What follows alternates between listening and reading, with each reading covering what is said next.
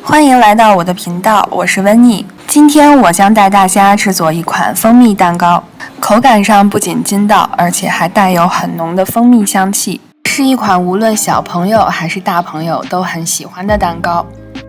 先来分蛋，干净的碗里打入1个鸡蛋，随后加入5只蛋黄。蛋黄中含有丰富的油脂，它是让蛋糕有嚼劲的原因。加1克盐，蜂蜜20克，如果你是一个蜂蜜爱好者，这里可以加到30克。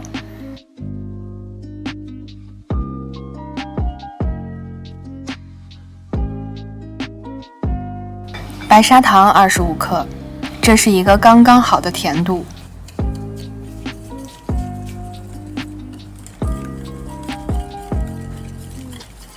简单的搅拌均匀后，我们用电动打蛋器将其打发。蛋黄含量多，打发起来时间就长，打蛋器全程中高速即可。打到整体膨胀发白，晃动打蛋器有明显的纹路，推动打蛋器有明显的阻力。提起打蛋器，滴落的面糊不会立刻消失，这样的状态就可以了。接着加入20克淡奶油，30克低筋面粉，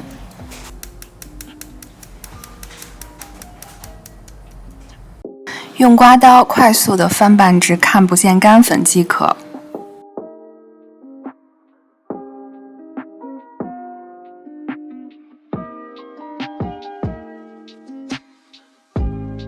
准备一个6寸的模具，这款蛋糕是需要垫纸的，因为它的面糊最后的状态是中等偏稀。用水把烘焙纸泡湿，再垫到模具里，这样会更服帖，更容易。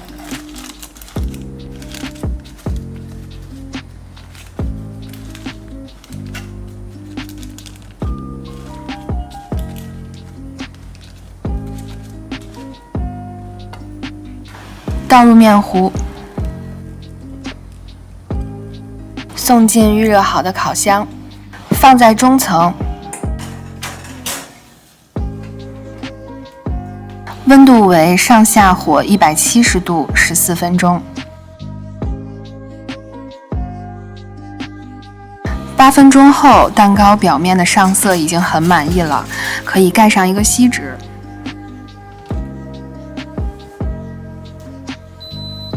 时间到，从烤箱里拿出来。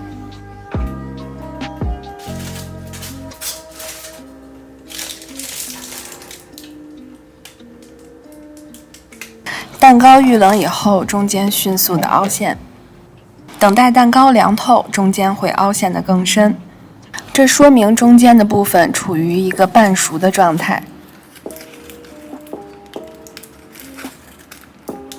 轻轻撕开垫纸，放到盘子上，切开看一看。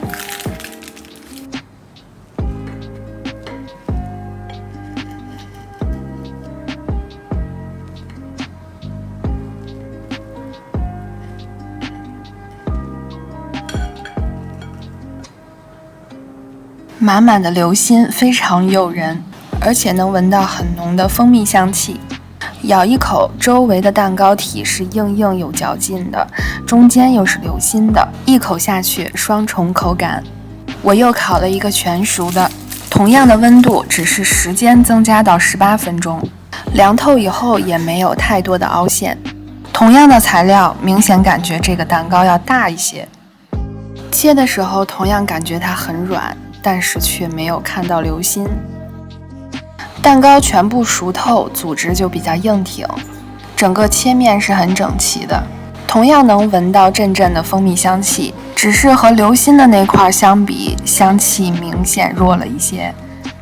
掰开一块，感觉到蛋糕很暄软，但同时又很扎实，很筋道。对于我个人来说，我更喜欢半熟流心的那款，你更喜欢哪一款呢？